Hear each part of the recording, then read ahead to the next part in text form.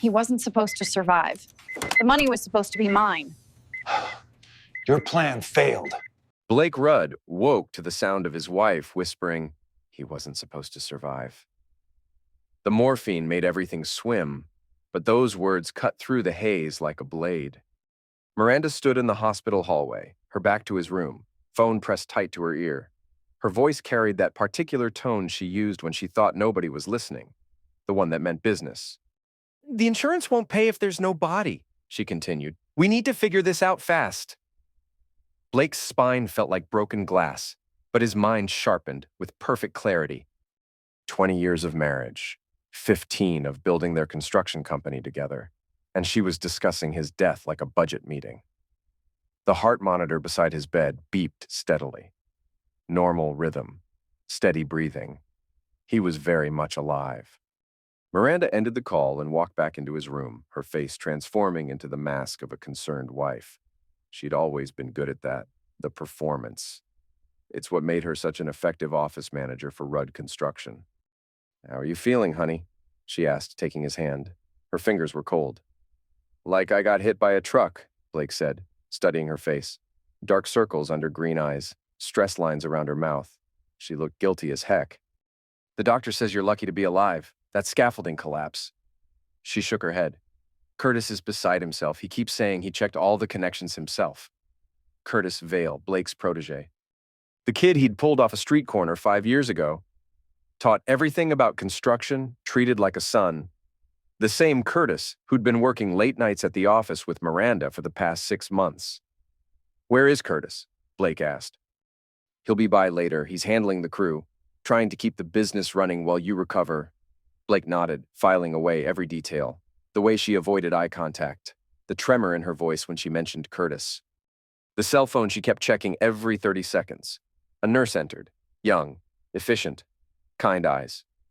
"Mr. Rudd, I need to check your mobility responses." The tests were brutal.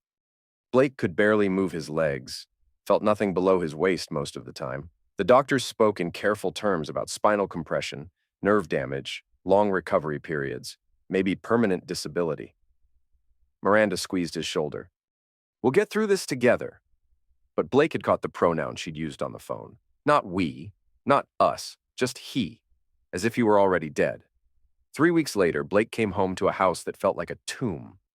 Miranda had hired contractors to install a wheelchair ramp, grab bars in the bathroom, a hospital bed in what used to be their dining room. She'd thought of everything, except the fact that Blake had built this place with his own hands and knew every secret it held. "I've set up cameras," she said, wheeling him through the front door, "for your safety, in case you fall or need help when I'm not here." The cameras were cheap consumer models, the kind you bought at big box stores. Blake noted their positions, their blind spots, the way the wiring ran along baseboards he'd installed himself. Amateur work. Curtis arrived that evening with takeout Chinese food and an uncomfortable smile. He'd filled out since Blake trained him, gone from a scrawny nobody to a confident young man with calloused hands and an easy way with customers. Women liked Curtis. Apparently Miranda liked him too. "Boss," Curtis said, clasping Blake's shoulder. "Heck of a thing. We're all pulling for you. How's the Peterson job coming?" Blake asked. Curtis shifted in his seat. "Had to push the timeline back, some permit issues." Blake knew the Peterson job inside and out. No permits required for interior renovation work. Curtis was lying, and poorly. "Insurance adjuster came by the site," Miranda added.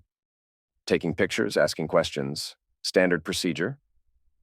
Blake nodded, but something twisted in his gut.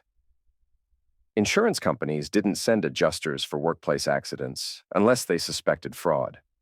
Either Curtis had filed a claim or Miranda had. Neither made sense unless they were planning something. That night, after Miranda kissed his forehead and went upstairs to bed, Blake began his real work. He couldn't walk, but his arms still functioned. His mind was sharp. And this house held more secrets than his wife imagined. The first discovery came at 2 a.m. Miranda's laptop sat open on the kitchen counter, password protected but connected to their shared network. Blake had set up that network himself, including several backdoors for troubleshooting. Within minutes, he was reading her email. The messages with Curtis went back 8 months, professional at first, then friendly, then intimate.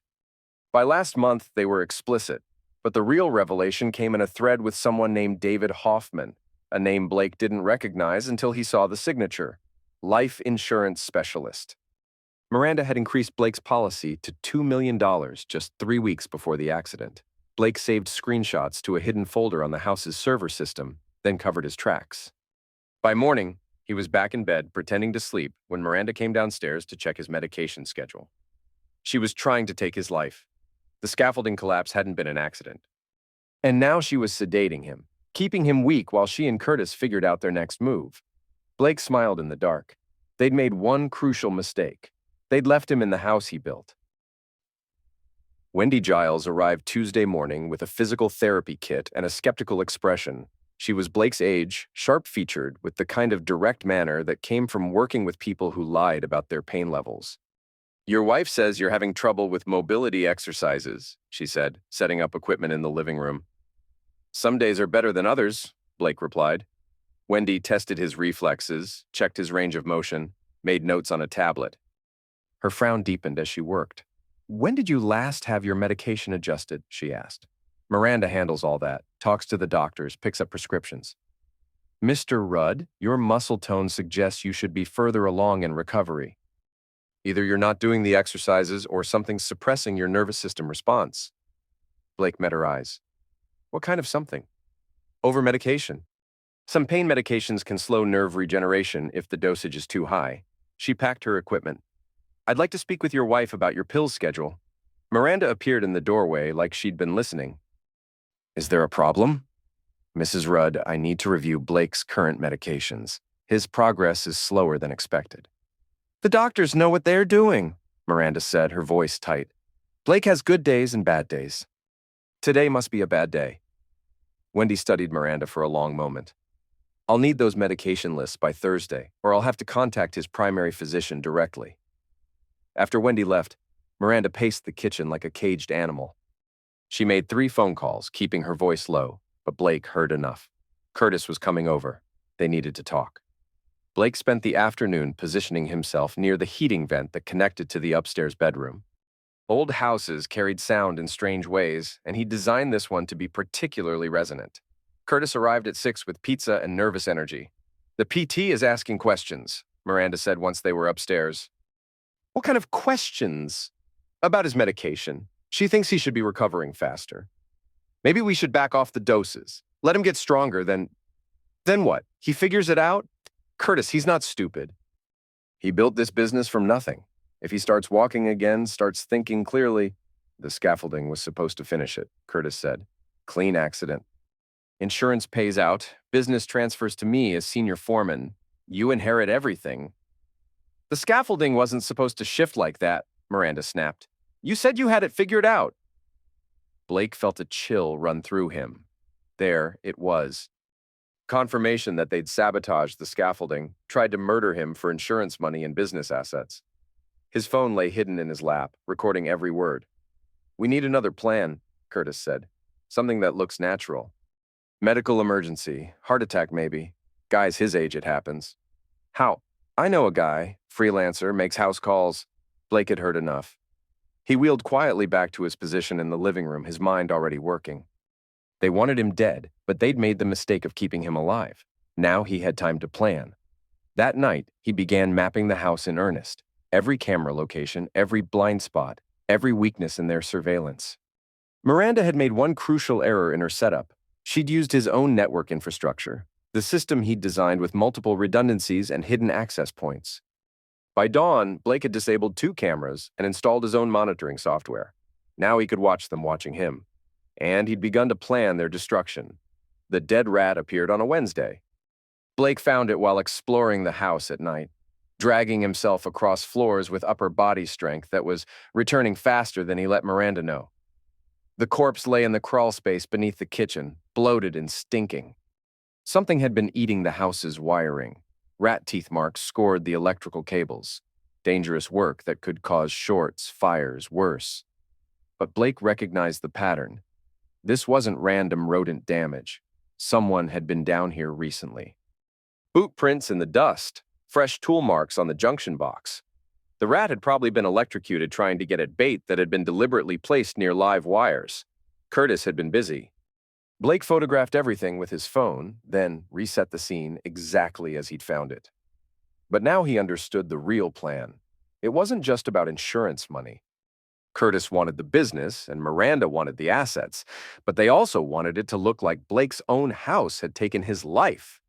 Faulty wiring, electrical fire, disabled man trapped on the ground floor while flames consumed everything above.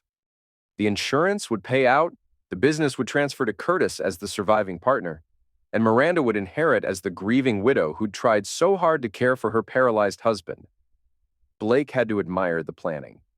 It was exactly the kind of methodical approach he'd taught Curtis. Too bad Curtis had learned from an expert. The next morning, Wendy returned with questions and a tablet full of test results. "Your reflexes are improving," she said, working Blake's legs through range of motion exercises, significantly. "Either the medication adjustment is working, or you're healing faster than expected." Blake had been careful to flush half his pain pills down the toilet each day, maintaining just enough in his system to avoid withdrawal while clearing his head. Miranda hadn't noticed yet. She counted pills, but not carefully. "Mrs. Rudd," Wendy said as Miranda entered the room, "I need to see the current prescription bottles." "I don't think that's necessary." "Actually, it is. I'm documenting unusual recovery patterns. His muscle tone and neural responses don't match someone on high-dose opioids."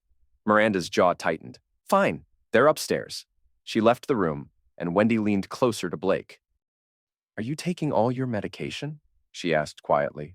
"Should I be?" "Honestly, for someone with your injury profile, you're on enough painkillers to stop a horse. Either your wife is following doctor's orders to the letter, or someone's keeping you sedated on purpose." Blake met her eyes. "What would you do?" "Document everything. Get a second opinion. And if you have any reason to think someone's hurting you, call the police." Miranda returned with a handful of prescription bottles. Wendy photographed the labels, compared dosages against her charts. Her expression grew darker by the minute. "Mrs. Rudd, these dosages are nearly double what I'd expect for his current condition.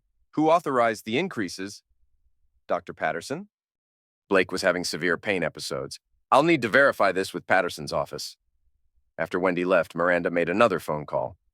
Blake caught enough to know she was trying to get ahead of the problem, maybe bribing someone or calling in favors. But medical records were harder to fake than construction permits. That night, Curtis came over again. Blake positioned himself in the heating vent sweet spot, recording everything.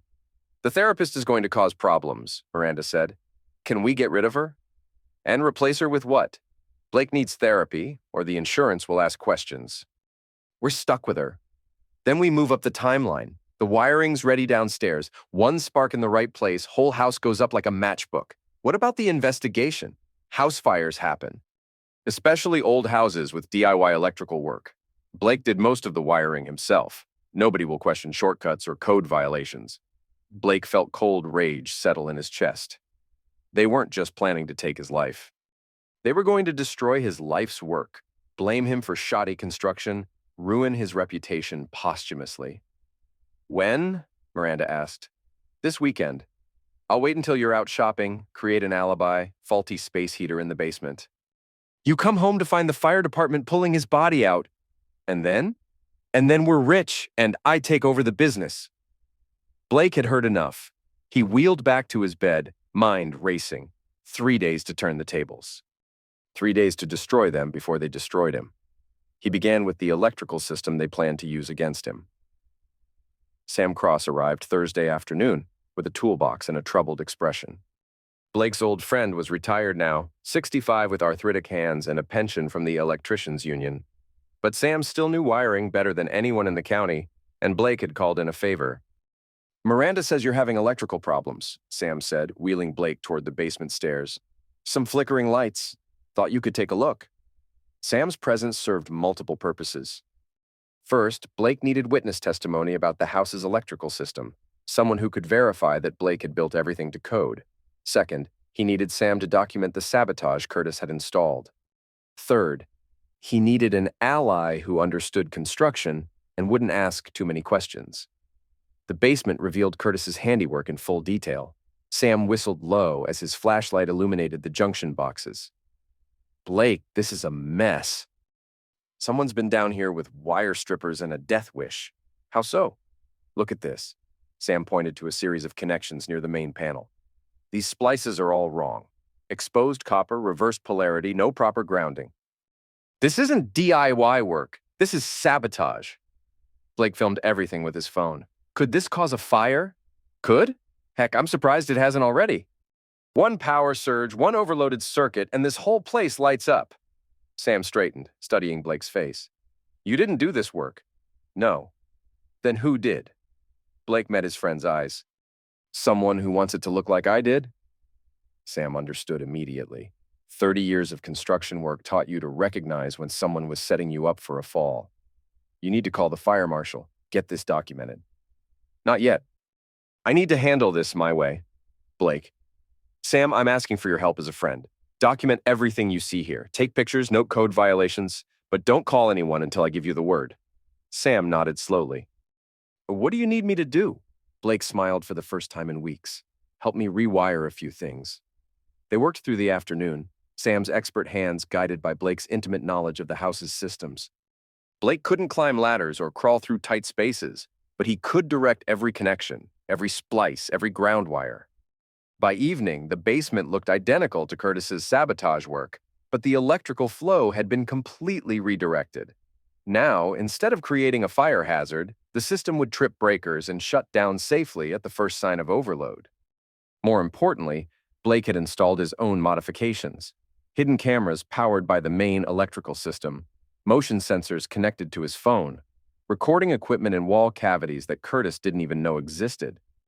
One more thing, Blake said as Sam packed his tools. I need you to make some calls.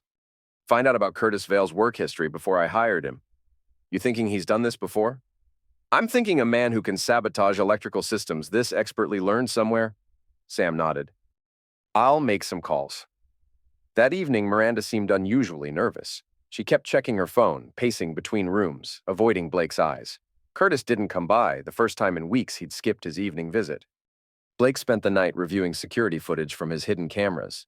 The house was wired now, every room monitored, every conversation recorded. Miranda and Curtis thought they were alone, but Blake was everywhere, watching, waiting. At 3 a.m., he caught Miranda in the kitchen, mixing something into a glass of water. His morning medication, prepared hours early with extra ingredients. Blake filmed everything, then pretended to sleep when she brought the doctored drink to his bedside table. They were escalating their timeline. The electrical fire was coming soon.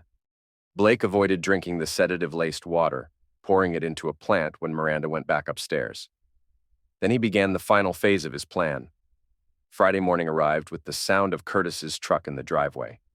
Blake positioned himself in the living room, pretending to struggle with basic mobility exercises. His legs were actually responding better each day, but he kept that knowledge to himself. Let them think he was helpless. Curtis entered with coffee and his usual nervous smile. Morning, boss. How you feeling? Like heck, Blake lied. These exercises are exhausting me. Maybe you should take a break. Rest up. Blake noted the emphasis on rest. Curtis wanted him sedated, compliant, easy to burn alive. Miranda's at the grocery store, Curtis continued. Thought I'd check on you.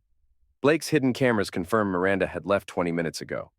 This was Curtis's opportunity to make final preparations for the electrical fire. The timeline was accelerating.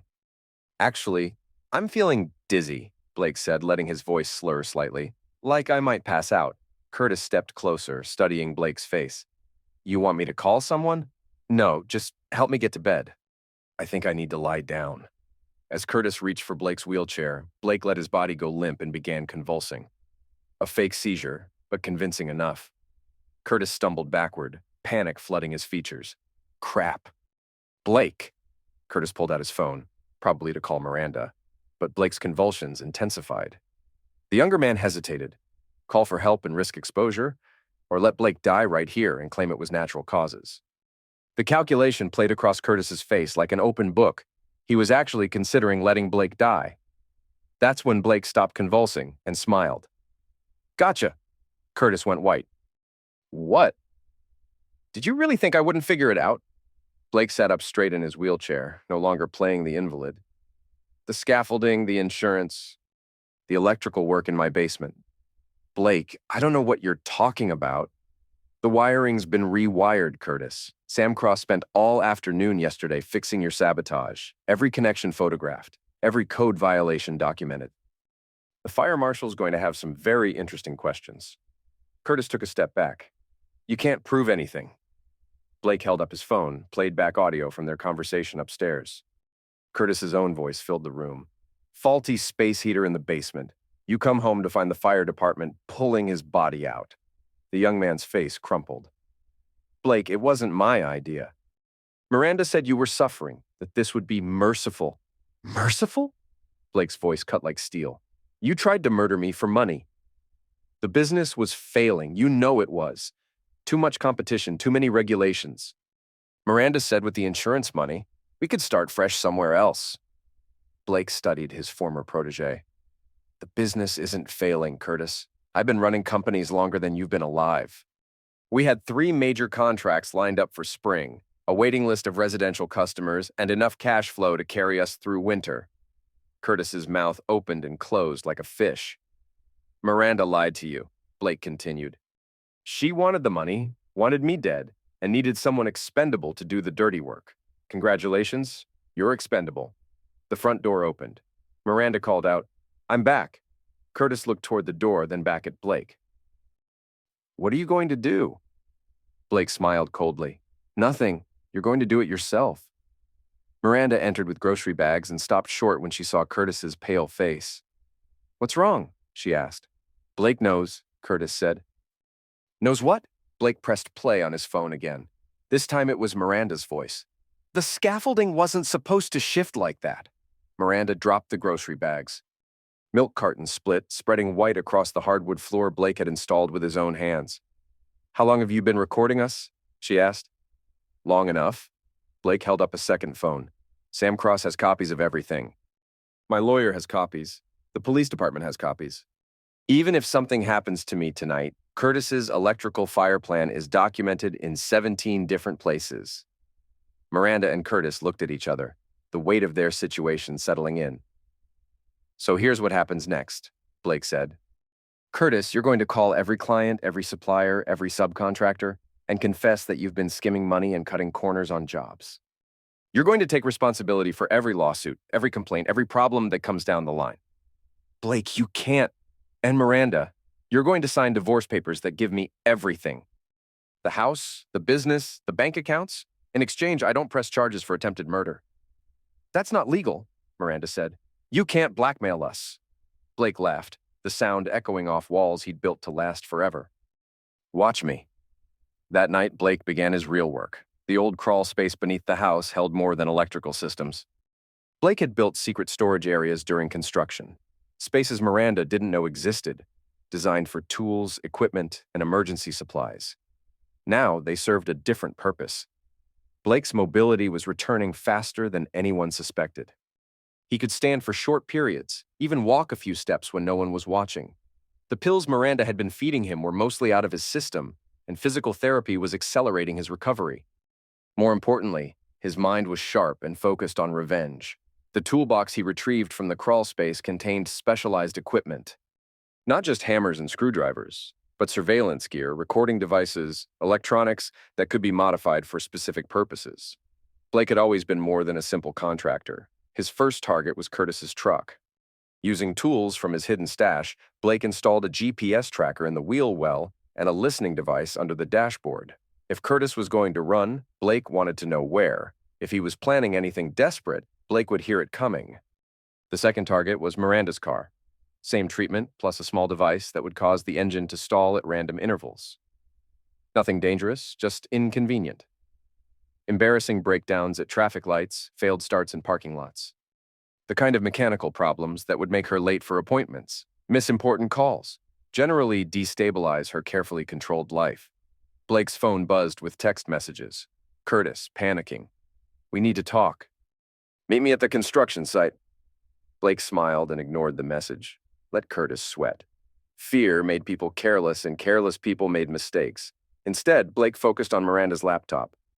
His network access gave him complete control over her digital life. Banking passwords, email accounts, social media profiles, everything was vulnerable to someone who'd built the system from the ground up. The insurance claim Curtis had filed was still pending. Blake submitted additional documentation, photos of the electrical sabotage, Sam Cross's written assessment, testimony about Curtis's suspicious behavior.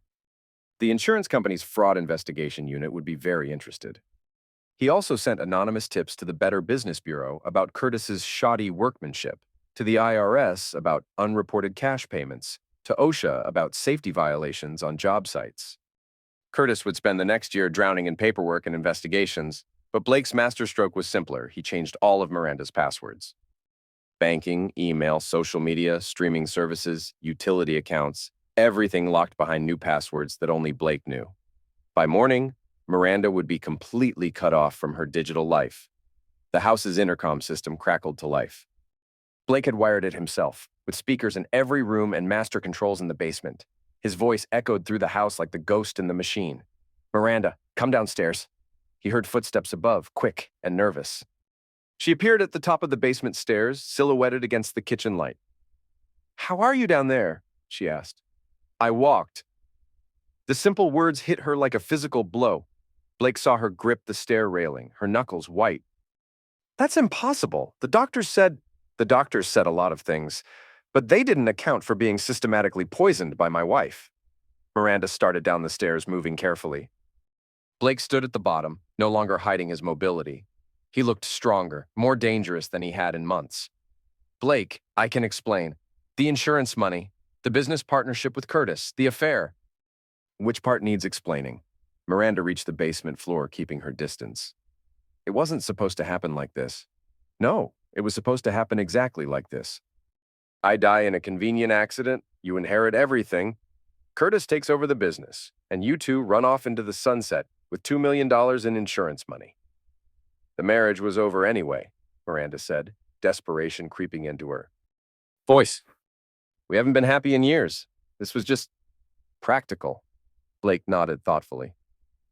"You're right. The marriage was over. I just didn't realize you'd decided to make it permanent. What do you want?" Blake gestured to a table where he'd laid out documents, divorce papers, property transfers, business dissolution forms. All legally binding, all favoring Blake completely. "Sign these." Miranda approached the table, scanning the papers. "This gives you everything." "Everything was already mine. This just makes it official." "And if I refuse?" Blake held up his phone, scrolled through hours of recorded conversations. "Then I send all this to the police, and you spend the next 20 years in prison for attempted murder." Miranda picked up the pen, her hand shaking. "You're destroying Curtis, too. He's just a kid who made bad choices. Curtis tried to take my life for money. The kid deserves everything that's coming." As Miranda signed the papers, Blake's phone buzzed with updates from his digital surveillance network. Curtis was at the construction site, tearing apart the office, looking for evidence. The GPS tracker in his truck showed erratic movement patterns, panic driving, probably looking for somewhere to run. The house's security system chimed. Someone was at the front door. Blake checked the cameras. Police cruiser in the driveway. Officer approaching the porch. Miranda looked up from the papers. "You called them?" "I didn't have to." "Curtis did." The police officer was young, professional, and completely unprepared for what he found. Blake met him at the door, walking with only a slight limp. Miranda stood behind him, clutching signed divorce papers like a shield. "Officer Martinez," the cop introduced himself. "We received a call about a domestic disturbance." "From whom?" Blake asked. "Curtis Vale. He said there might be violence, someone in danger." Blake stepped aside, gesturing for the officer to enter. "Please come in. I'd like to show you something." Martinez followed Blake into the living room, noting the hospital bed, the wheelchair, the medical equipment. "Sir, are you recovering from an injury?" "Attempted murder," Blake said matter-of-factly. "My wife and business partner tried to take my life for insurance money. Fortunately, I have evidence." The officer's hand moved instinctively toward his radio. Domestic situations could escalate quickly, especially when accusations flew. Blake played the recordings.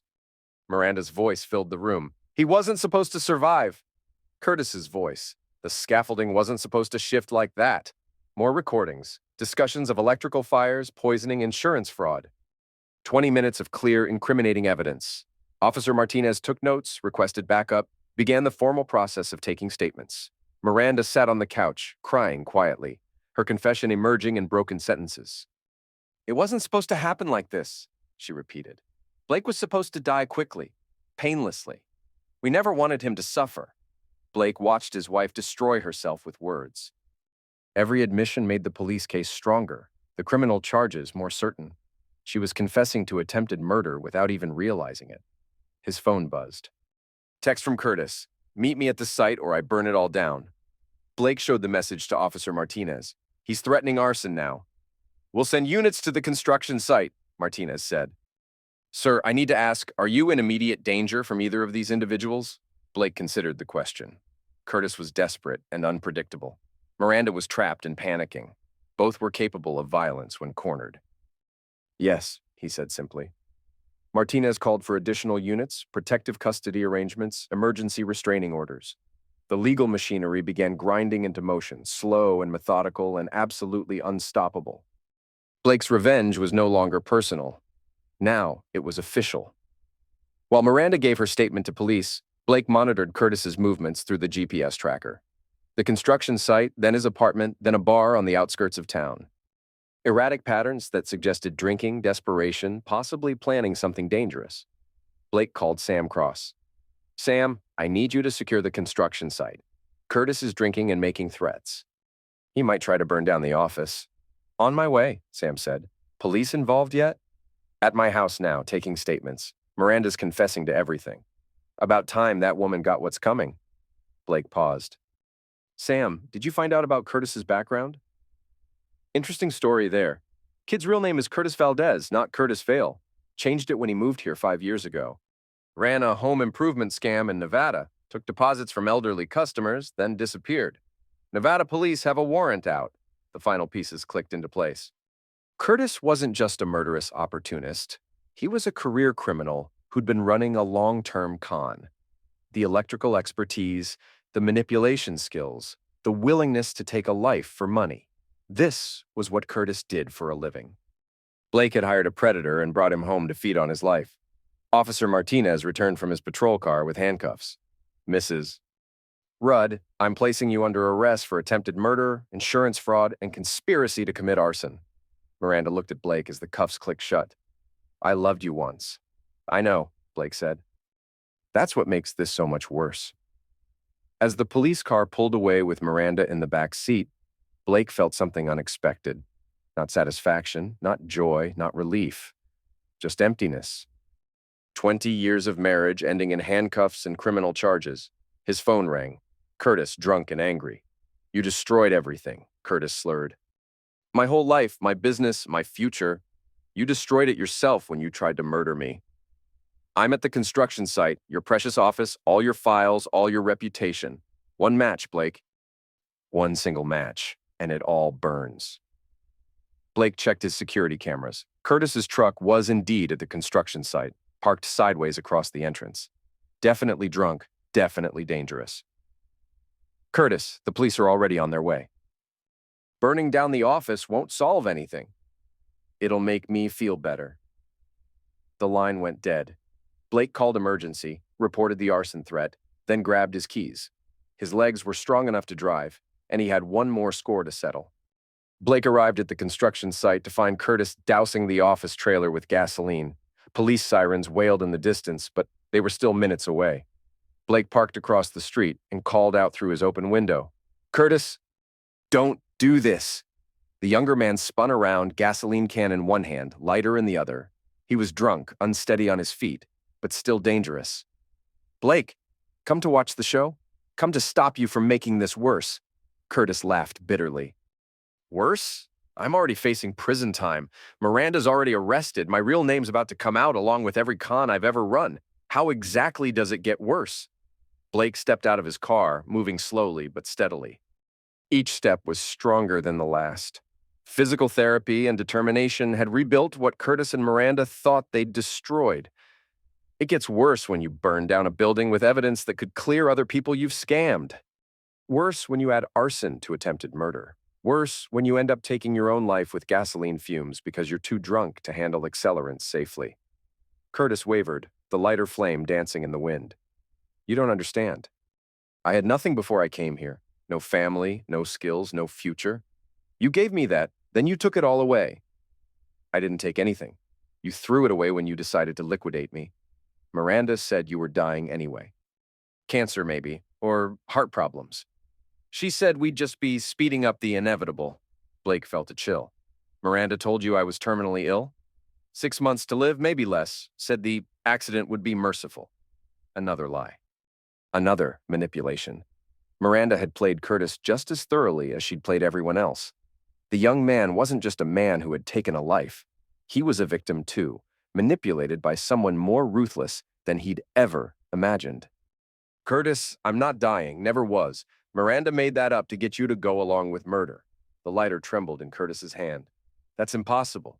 She showed me medical records. Faked. Just like everything else she told you. Police cars rounded the corner, sirens blaring. Curtis looked at the approaching lights, then back at Blake, then at the gasoline-soaked trailer. It doesn't matter now, he said. Prison's prison. Actually, it does matter. Blake pulled out his phone, played back one more recording, Miranda's voice from the basement conversation. Curtis is just a kid who made bad choices. He deserves everything that's coming. Curtis's face went pale. Even drunk, he understood the implications. She threw you under the bus, Blake continued. Told the police it was all your idea. Said you manipulated her, threatened her, forced her to go along with the plan. The lighter fell from Curtis's numb fingers, clattering harmlessly on the gravel. Police cars surrounded them, officers emerging with tools drawn. Drop the gasoline can. Step away from the building. Curtis complied, his fight finally gone. As the officers cuffed him, he looked back at Blake. For what it's worth, I'm sorry, I really did respect you. Blake nodded. I know. That's why this hurts so much. 3 months later, Blake stood in his kitchen making coffee with steady hands. The house felt different now, not hollow, but clean. Miranda's belongings were gone, sold or donated. Curtis's tools had been returned to their rightful owners. The security cameras were disabled, the hidden recording equipment removed. Blake had his life back, but it looked nothing like what he'd expected. The business survived, barely. Sam Cross came out of retirement to help manage operations while Blake recovered. Most clients stayed loyal, but some contracts were lost to the scandal. The insurance company eventually paid out for Blake's medical expenses, but refused the death benefit claim Curtis had filed. Miranda was serving 5 years for attempted murder, conspiracy, and insurance fraud. She'd tried to pin everything on Curtis, but the recordings proved her central role in planning Blake's death. Her lawyer had negotiated a plea deal to avoid a longer sentence. Curtis faced 15 years under federal charges. The Nevada warrant had been served, revealing a pattern of elder fraud that spanned multiple states. His real name was Curtis Valdez, and he'd been running cons since he was 18. Blake's construction company had been his longest legitimate job, which made the betrayal even more bitter. Blake's recovery exceeded all medical expectations. He walked without assistance now, drove his own truck, returned to job sites when his strength allowed. The doctors called it miraculous. Blake called it spite. Wendy Giles had become an unexpected friend. She testified against Miranda, documenting the misuse of medication and deliberate sabotage of Blake's recovery. Her physical therapy had been crucial in rebuilding Blake's strength, but more importantly, she'd believed him when no one else did. You look good, she said, arriving for their final session. Strong. Feel strong, Blake replied. Ready to get back to real work? What's next for Rudd Construction? Blake had been thinking about that question for weeks. The business could continue, but it would always carry the shadow of what had happened. Every client meeting, every job site, every handshake would remind people of the scandal. I'm selling, he said. Sam found a buyer, good company, fair price. They'll keep the current employees, honor existing contracts. And you? Starting over, maybe consulting work, maybe teaching construction trades at the community college. Blake smiled. Maybe just building one house at a time, for people I trust. That evening, Blake walked through his house one final time before the real estate photographer arrived. He'd decided to sell this place too. Too many ghosts, too many bad memories embedded in walls he'd built with love and hope. But first, he had one more visitor. Miranda's sister Carol knocked on the door at sunset, carrying a bottle of wine and 20 years of family guilt. Blake, I'm so sorry. I should have seen what she was becoming. Blake invited her in, though the conversation would be difficult. Carol had always been the good sister, married to a decent man, raising honest children, building a life based on something other than greed and manipulation. Miranda was always ambitious, Carol said, even as kids. But I never thought she'd try to liquidate someone. She didn't start that way, Blake replied. It was gradual, little lies, little compromises, little betrayals. By the time she got to murder, it probably felt logical. They sat in Blake's living room, drinking wine and talking about the woman they'd both loved in different ways. Carol shared stories from Miranda's childhood, the competitiveness, the need to win at any cost, the way she'd manipulate their parents to get what she wanted. She used to say the world was divided into two kinds of people, Carol remembered. Winners and losers. She was determined never to be a loser, Blake nodded. She told me that too when we were dating. I thought it was ambition. Turns out, it was sociopathy. As the evening wore on, Carol revealed the real reason for her visit. Miranda had been calling from prison, begging Carol to convince Blake to drop the charges, to forgive her, to give her another chance. She says she still loves you, Carol said quietly. Blake considered this. Maybe she does, but she loves money more. And she loves winning most of all. I was never her husband. I was her biggest score. What should I tell her? Blake finished his wine, looked out the window at the house he'd built with his own hands. Tomorrow it would be photographed, listed, sold to strangers who would never know what had happened in these rooms. Tell her I forgive her, he said finally. But forgiveness doesn't mean forgetting. And it doesn't mean trust. Carol nodded, understanding. She hugged Blake goodbye, leaving him alone in the house that would soon belong to someone else. 6 months after the arrests, Blake received an unexpected phone call. Miranda's voice sounded older, smaller, worn down by prison routine. Blake, I need to see you. No. Please. I have information you need to know. About Curtis. About other people he's hurt. About money he hid that belongs to your clients. Blake paused. During the investigation, several customers had reported missing deposits, completed work that was never billed, suspicious changes to contracts. If Miranda knew where Curtis had hidden stolen money, Blake had a legal obligation to pursue it. One meeting, he said, supervised, with lawyers present. The county jail was a concrete box surrounded by razor wire and regret. Blake signed in, passed through metal detectors, sat across from his ex-wife in a room designed to prevent intimacy or violence. Miranda looked pale, thinner, older than her 40 years. Prison had stripped away the careful makeup, the designer clothes, the polished facade. What remained was a woman Blake barely recognized. You look good, she said. Healthy. Prison agrees with you too. She smiled bitterly. I deserve that. I deserve worse. Blake waited. Miranda had always been theatrical, always building to a revelation or confession that served her purposes. This would be no different. Curtis had accounts in 3 different states, she began. Offshore holdings, shell companies, cryptocurrency wallets. The FBI found some of it, but not all. There's at least $200,000 that belongs to people he scammed, including my clients, especially your clients. The Peterson job, the Hartley renovation, the Murphy edition. He was skimming materials, charging for work that was never done, taking deposits for jobs he never started. Blake felt familiar anger rising.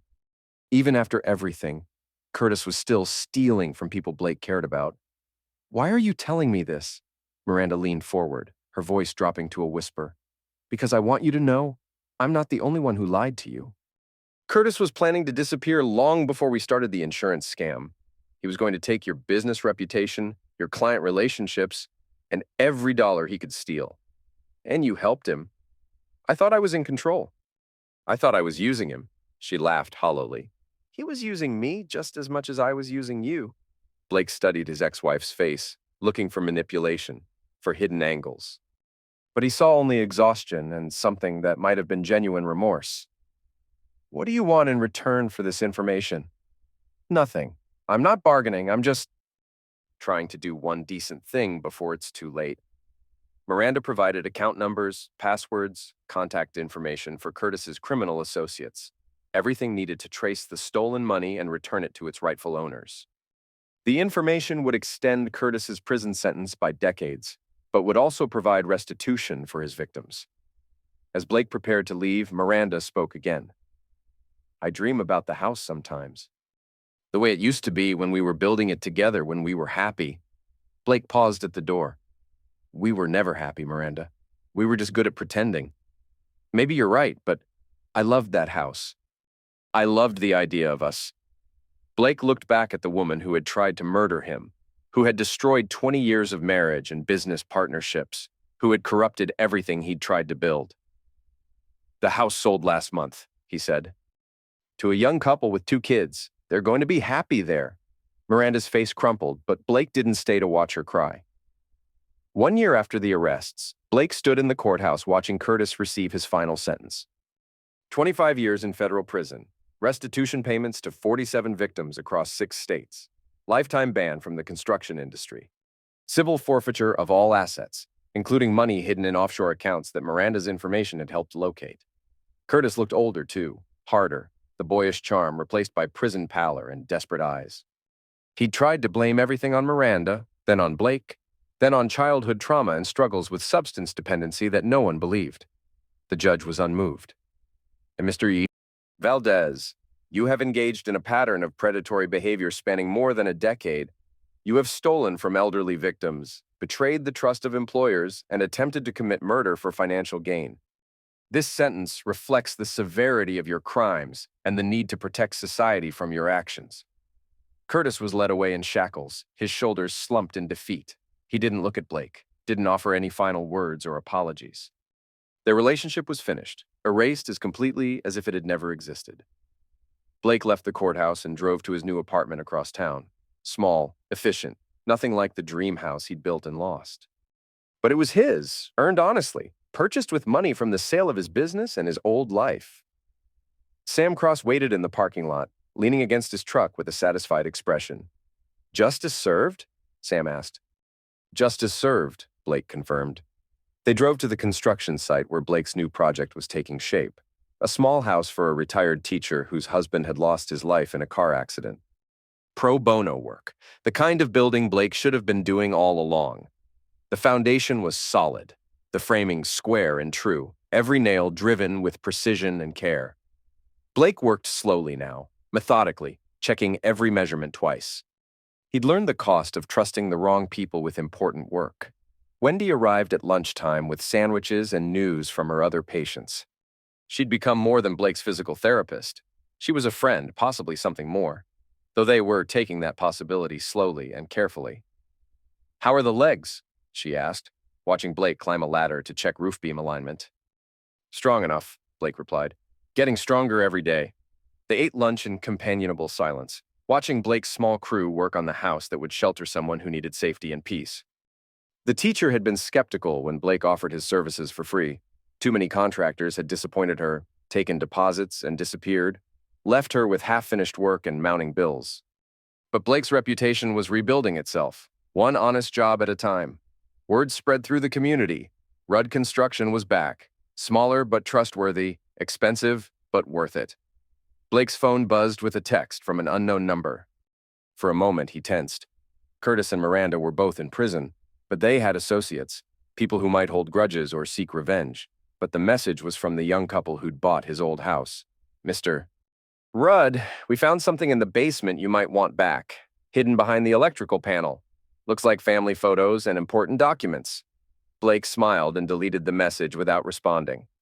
Whatever he'd left behind belonged to his old life. The man who built that house with love and hope and trust was gone, replaced by someone harder and wiser and infinitely more careful about whom he allowed into his life.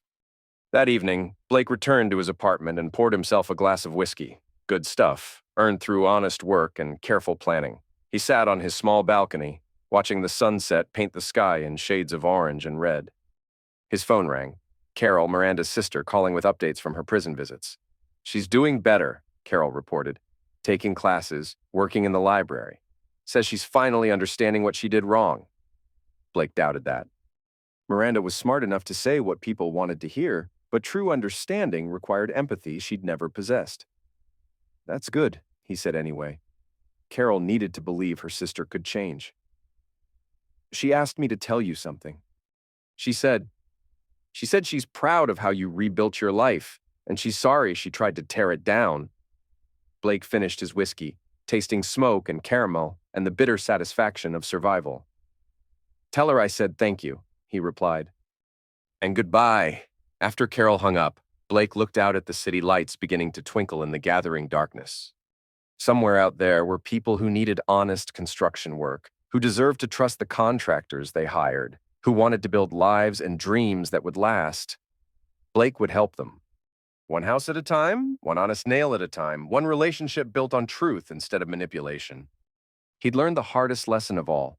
When you discover the people closest to you are capable of murder, you don't seek revenge by destroying them. You seek revenge by building something better than they ever could. The next morning brought blueprints for 3 new projects, referrals from satisfied customers, and a future that looked nothing like his past, but everything like redemption. Blake Rudd picked up his tools and went back to work.